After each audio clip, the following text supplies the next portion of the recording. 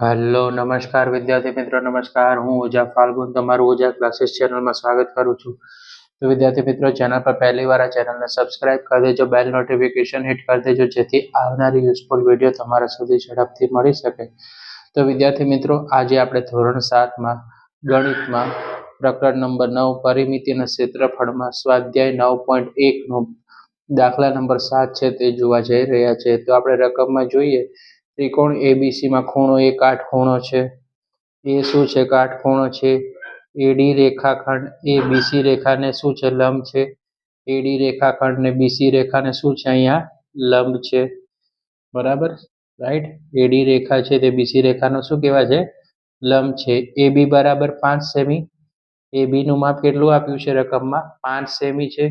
BC નું માપ આપ્યું છે 13 સેમી છે, અહીંયા આપણે લખ્યું છે. અને એસી નું માપ આપ્યું છે 12 સેમી. તો ત્રિકોણ એબીસી નું આપણે શું શોધવાનું છે?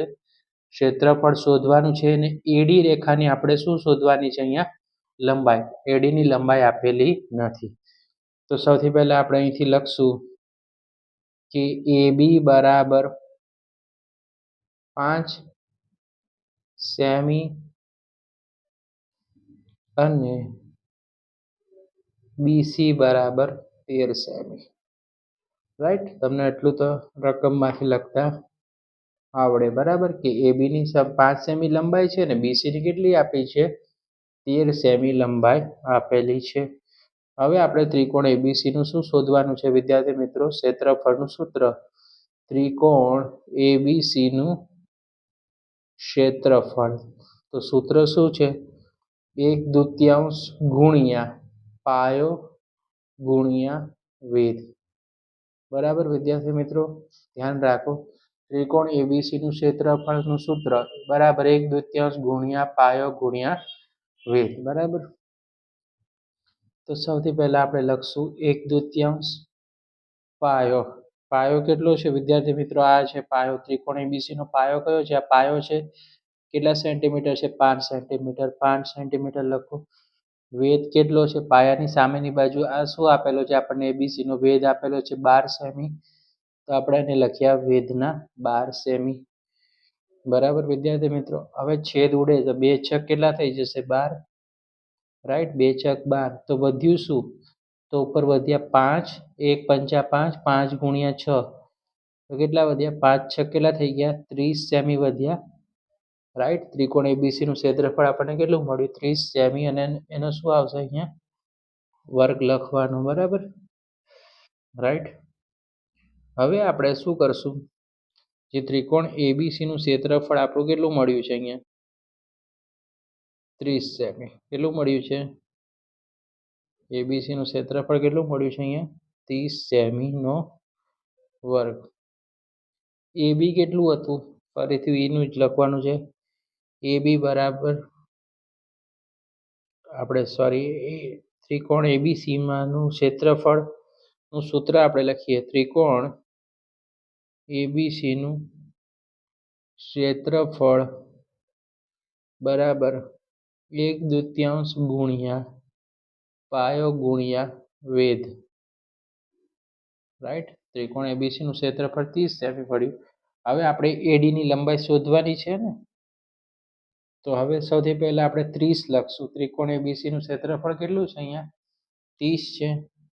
બરાબરનું ચિહ્ન. 1/2 છે. પાયો કેટલો છે? પાયો આપણો છે 13 છે. રાઈટ, પાયો શું છે આપણો? 13 છે. બીસી એટલે પાયો કહેશું આપણે. કેટલો આપેલો છે? 13 સેમી આપેલો છે.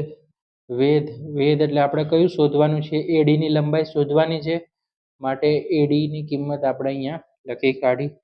જે શોધવાનું છે એડી અને કઈ બાજુ લાવો? ડાબી બાજુ લાવો, એટલે કે કરતા બનાવી દો.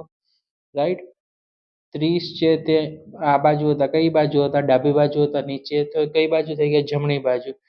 બે ભાગાકારમાં છે. જે વસ્તુ ભાગાકારમાં હોય ત્યાં નીચે આવે તો તે શું થઈ જાય? ગુણાકારમાં થઈ જાય. બે કેવા છે? ભાગાકારમાં. તો અહીંયા આવે તો નીચે આવે તો ગુણાકારમાં. અને 13 કેવા છે? ગુણાકારમાં છે. એ વસ્તુ શું થઈ ગઈ? ભાગાકારમાં થઈ ગઈ. ક્લિયર છે વિદ્યાર્થી મિત્રો? ઓકે, તો એડી બરાબર કેટલા સેમી થઈ ગયા? 60 ના છેદમાં 13 સેમી રાઈટ.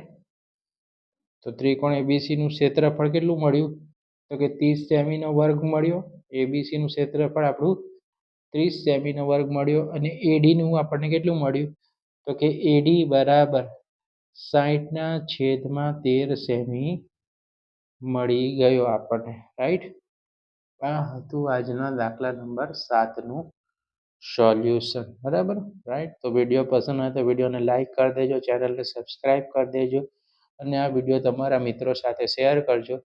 કાલના આપણે લેક્ચરમાં આપણે જે છે તે 8મો દાખલો સોલ્વ કરીશું. તો ચેનલને સબસ્ક્રાઈબ કરજો જેથી તમને આવનારા યુઝફુલ વિડીયો તમને ઝડપથી મળી શકે. કોઈ પણ ડાઉટ હોય તમે કમેન્ટ બોક્સમાં પૂછી શકો છો. બરાબર. રાઈટ. હવે આપણે નેક્સ્ટ વિડીયોમાં મળીશું. થેન્ક્સ ફોર વોચિંગ અને સ્ક્રીનશોટ પાડી લેજો વિદ્યાર્થી મિત્રો.